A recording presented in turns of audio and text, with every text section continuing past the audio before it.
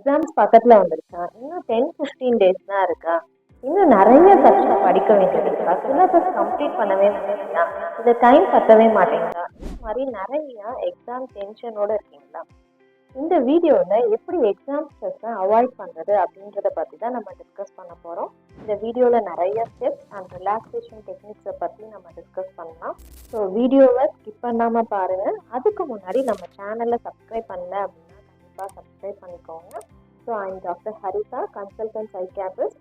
வாங்க வீடியோக்குள்ளே போகலாம். ஃபஸ்ட்டு ஸ்டெப் வந்து பார்த்தீங்க அப்படின்னா, choose a comfortable study place. அதாவது நீங்கள் படிக்கிறதுக்கு தேவையான ஒரு காமன் கம்ஃபர்டபுள் ஸ்டடி பிளேஸை முதல்ல சூஸ் பண்ணுங்கள். அந்த ஸ்டடி பிளேஸில் எந்த ஒரு டிஸ்ட்ராக்ஷனும் இருக்கக்கூடாது. ஈஸியாக டைவர்ட் ஆகிற மாதிரி திங்ஸ் வந்துட்டு இல்லாத மாதிரி ஒரு ஸ்டடி பிளேஸை சூஸ் பண்ணுங்கள். தென் step number 2, gather study materials. நீங்கள் படிக்கிறதுக்கு பேசிக்காக எல்லா சப்ஜெக்ட்டுக்கும் தேவையான ஸ்டடி மெட்டீரியல்ஸை உங்கள் டேபிளில் வந்து கேதர் பண்ணி வச்சுக்கோங்க. அது வந்துட்டு ஒரு சின்ன ஹைலைட்டராக இருக்கலாம், இல்லை ஒரு ஸ்டிக் நோட்ஸாக இருக்கலாம், இல்லை ஒரு கைடாக இருக்கலாம்.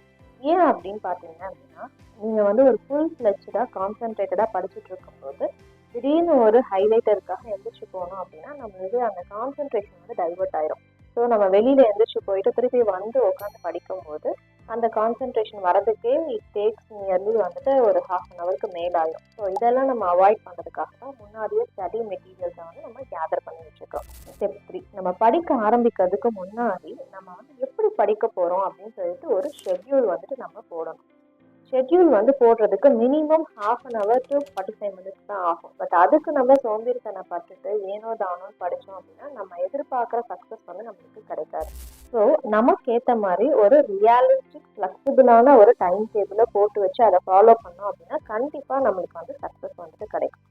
ஸோ டைம் டேபிள் போட ரெடி ஆகிட்டீங்களா? அதுக்கு முன்னாடி ஒரு முக்கியமான கான்செப்ட் பற்றி நம்ம தெரிஞ்சுக்கலாம். அதுதான் எய்சன்ஹவர் மேட்ரிக்ஸ். ஸோ இந்த மேட்ரிக்ஸ் படி நம்ம டைம் டேபிள் வந்து போடும்போது நம்மளுக்கு ஸ்டடி ப்ரிப்பரேஷன் ரொம்ப ஈஸியாகவும் ரொம்ப வந்து சக்ஸஸ்ஃபுல்லாகவும் அமைச்சு. ஸோ எய்சன்ஹவர் மேட்ரிக்ஸ் அப்படின்னா என்ன? இந்த எய்சன்ஹவர் மேட்ரிக்ஸ் வந்து பார்த்தீங்க அப்படின்னா 2 ஃபேக்டர்ஸை வந்து டிபெண்ட் பண்ணியிருக்கு. ஃபர்ஸ்ட் ஃபேக்டர் வந்து அர்ஜென்சி, செகண்ட் ஃபேக்டர் வந்து இம்பார்ட்டன்ஸ். ஸோ ஒரு விஷயம் வந்து ரொம்பவே அர்ஜென்ட்டாகவும் இருக்குது, ரொம்பவே இம்பார்ட்டண்ட்டாக இருக்குது அப்படின்னா நம்ம கண்ணை மூடிட்டு என்ன பண்ணணும்? அதை வந்து ஜஸ்ட் டூ இட், உடனே அதை வந்துட்டு பண்ணிடணும். அடுத்தது வந்து ரொம்பவே இம்பார்ட்டண்ட்டாக இருக்குது பட் அர்ஜென்சி வந்து கம்மியாக இருக்குது அப்படின்னா அதை வந்து நம்ம ஷெட்யூல் பண்ணணும். அடுத்து வந்து இம்பார்ட்டன்ஸ் வந்து கம்மியாக இருக்குது பட் அர்ஜென்சி வந்து அதிகமாக இருக்குது அப்படின்னா அதை நம்ம புஷ்பேக் வந்து பண்ணணும். தென் அர்ஜென்சியும் இல்லை, இம்பார்ட்டன்ஸும் இல்லை அப்படின்னா அதை நம்ம கண்டிப்பாக பண்ணக்கூடாது. So don't do it. So இந்த ஒரு 4 ஃபேக்டர்ஸை பேஸ் பண்ணி தான் நம்ம ஷெட்யூல் வந்து போட போகிறோம். ஸோ என்ன மாதிரி நம்மளுக்கு ஸ்டடி ப்ரிப்பரேஷனுக்கும் இதுக்கும் என்ன வந்துட்டு ரிலேட்டபிளாக இருக்குது அப்படின்னு பார்த்தீங்கன்னா, இப்போ நம்மளுக்கு அர்ஜென்ட்டாகவும் இருக்குது, இம்பார்ட்டண்ட்டாகவும் இருக்கிறது என்னது?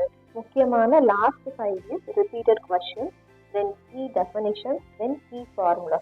இதை வந்து நம்ம சீக்கிரமாக நம்மளுக்கு இருக்கிற டைமில் கண்டிப்பாக நம்ம அதை ரிவைஸ் பண்ணி நல்லா தரவு பண்ணி வச்சுக்கணும். தென் செகண்ட் வந்து இம்பார்ட்டன்ட் பட் லோ அர்ஜென்சியாக இருக்கிறது என்னது? 4 டாபிக்ஸ். இப்போ வந்து உங்களோட ஸ்டடி மெட்டீரியலை எடுத்துக்கிறீங்க. அதில் ஃபர்ஸ்ட் பேஜில் வந்து இருக்கக்கூடிய டாபிக்ஸில் வந்துட்டு எந்த டாபிக்ஸ்லாம் வந்து ரொம்ப இம்பார்ட்டன்ட் அப்படின்றத மார்க் பண்ணிக்கோங்க. ஸோ அந்த மார்க் பண்ண டாபிக்ஸை வந்து நீங்கள் ஒரு ஷெட்யூல் போட்டு அதை வந்துட்டு ரிவைஸ் பண்ணுங்கள். தேர்ட் வந்துட்டு இம்பார்ட்டன்ட் இல்லை பட் அர்ஜென்சி. அதாவது இது வந்து என்ன அப்படின்னா பேசிக்கான கான்செப்ட். ஸோ பேசிக்கான கான்செப்ட் கண்டிப்பாக உங்களுக்கு வந்துட்டு உங்கள் பிரெயினில் எப்பயுமே வந்துட்டு உங்களுக்கு ஞாபகம் இருக்கும். அதை வந்து திருப்பி நம்மளுக்கு தெரிஞ்சதையே திருப்பி நம்ம படித்து டைம் வேஸ்ட் பண்ணணும். அதை வந்து கொஞ்சம் புஷ் பேக் பண்ணுங்கள். டைம் இருந்தது அப்படின்னா ரிவைஸ் பண்ணுங்கள். இல்லைனாலும் உங்களுக்கு எக்ஸாம் ஹாலில் கண்டிப்பாக அந்த கான்செப்ட் தான் ஞாபகம் வரும். தென் ஃபோர்த் ஒன் வந்து அர்ஜென்ட்டும் இல்லை, இம்பார்ட்டண்ட்டும் இல்லை. ஸோ இந்த மாதிரி ஸ்டடி டைமில் அர்ஜென்ட்டும் இல்லை, இம்பார்ட்டண்ட்டும் இல்லை அப்படின்னா என்ன மாதிரி விஷயமா இருக்கலாம் அப்படின்னா டிஸ்ட்ராக்ஷன். ஸோ ஒரு ஸ்க்ரீன் டைம், அதாவது ஃபோன் பார்க்குறதோ இல்லை ஒரு டேப்போ இல்லை டிவியோ பார்த்து டைம் வேஸ்ட் பண்ணுறதை நம்ம வந்து கண்டிப்பாக செய்யக்கூடாது. ஸோ அது வந்து டோன்ட் டூ இட். ஸோ இந்த கான்செப்டை பேஸ் பண்ணி நம்ம எக்ஸாம் எழுதும்போது நம்மளுக்கு நல்ல ரிசல்ட் வந்து கிடைக்கும். ஸ்டெப் நம்பர் 4 வந்துட்டு ஒரு கன்சிஸ்டன்ட் ஸ்டடி ரொட்டீனை வந்துட்டு நம்ம வந்து ஃபாலோ பண்ணணும். அதாவது ஏர்லி மார்னிங் எந்திரிக்கிறதுலேருந்து நைட்டு வந்து படிக்க போகிற வரைக்கும் இருக்கக்கூடிய ஒரு ரொட்டீனை வந்துட்டு கன்சிஸ்டண்ட்டாக டெய்லியும் ஒரே மாதிரி ஃபாலோ பண்ணுங்கள்.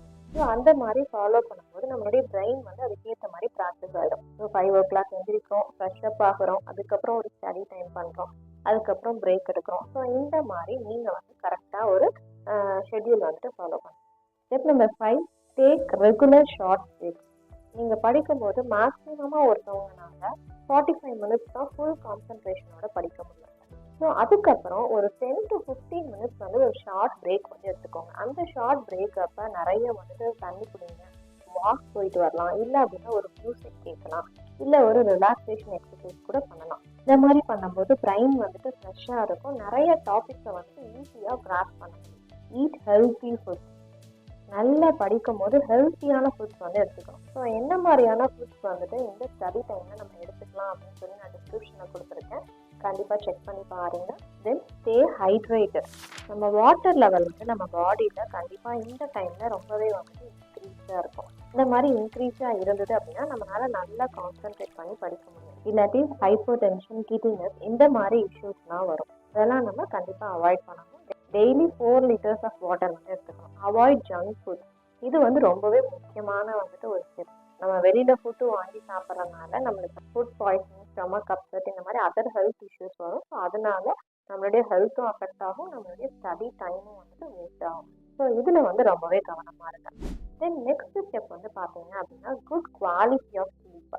ஸோ நம்மளுக்கு எக்ஸாம் ஸ்டடி டைமில் ஒரு குட் குவாலிட்டி ஆஃப் ஸ்லீப் இருந்தால் தான் நம்மளால நல்லா வந்துட்டு ஒரு கான்சென்ட்ரேட் பண்ணி படிக்க முடியும். ஸோ அதுக்கு நம்ம ஸ்லீப் ஹைஜீன் வந்துட்டு மெயின்டைன் பண்ணணும். கன்சிஸ்டன்ட்டாக நம்ம ஸ்லீப் டைமிங் வந்துட்டு ஃபாலோ பண்ணணும்.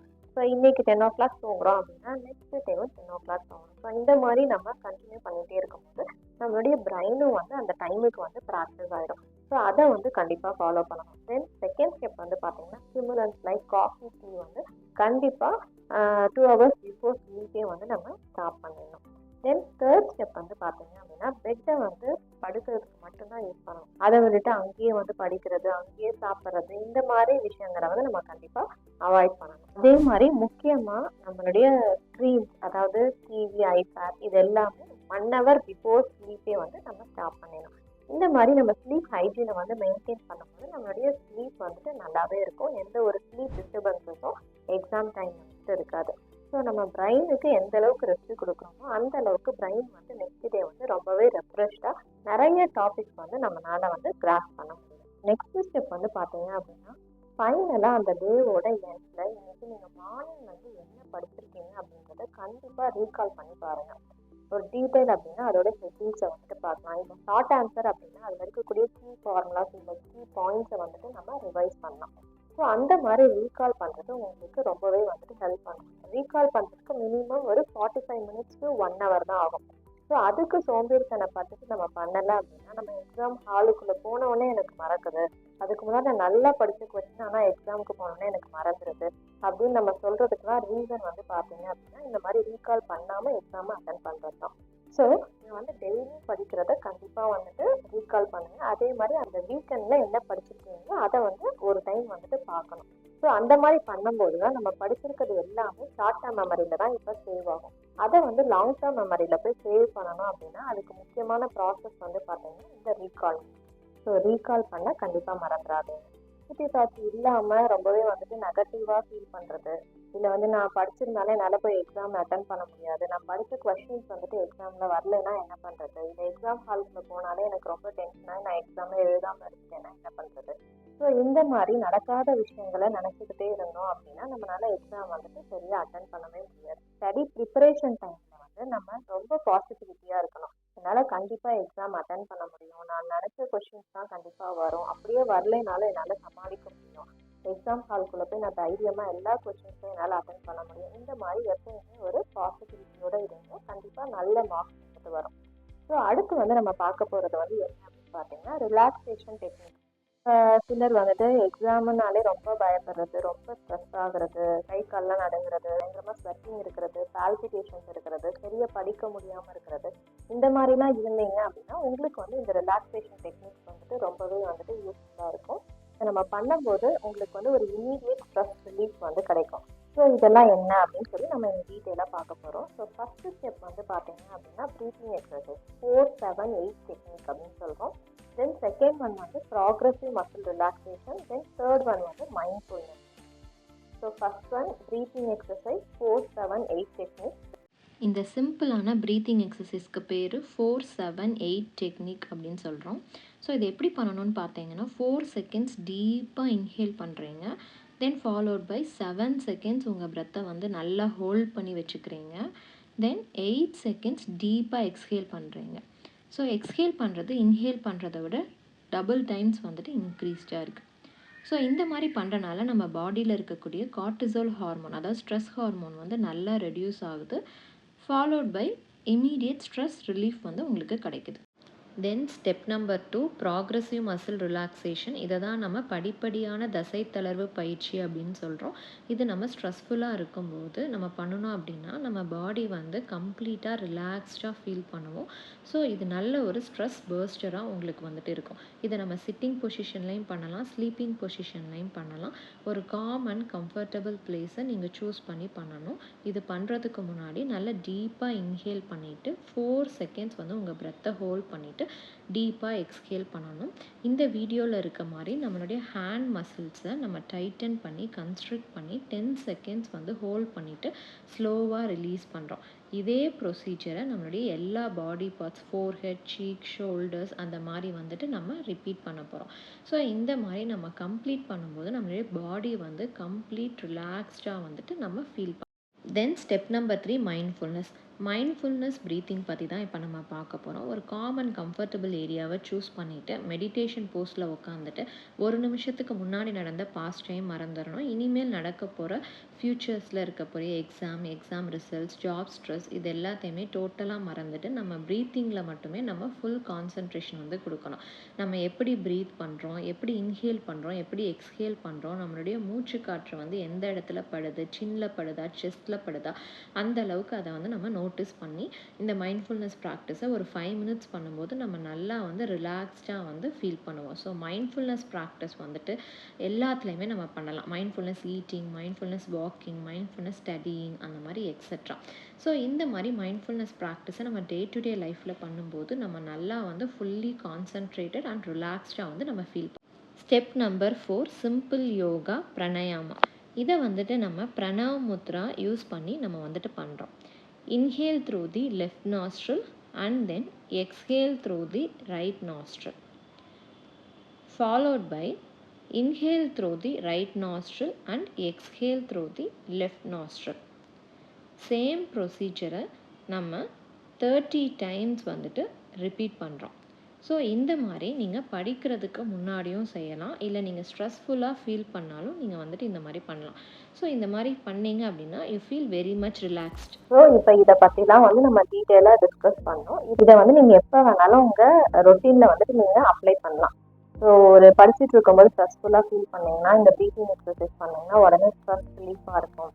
இல்லை வந்து ஒரு எக்ஸாம் ஹால்குள்ளே போகும்போது நீங்கள் ஸ்ட்ரெஸ்ஃபுல்லாக ஃபீல் பண்ணீங்கன்னா இந்த எக்ஸசைஸ் வந்துட்டு பண்ணலாம். ஒரு ஏர்லி மார்னிங் நீங்கள் எந்திரிச்சோடனே இந்த எக்ஸசைஸ் வந்து பண்ணலாம். ஸோ இந்த மாதிரி பண்ணும்போது உங்களுக்கு நல்ல ஒரு ஸ்ட்ரெஸ் ரிலீஃப் வந்து கிடைக்கும். அப்ளை பண்ணி பாருங்கள். So if you follow these steps in the upcoming week கண்டிப்பாக நீங்கள் வந்து நீங்கள் நினைச்ச மாதிரி நல்ல மார்க்ஸ் வந்துட்டு எடுக்க முடியும். So advance congratulations for your good marks. Thank you.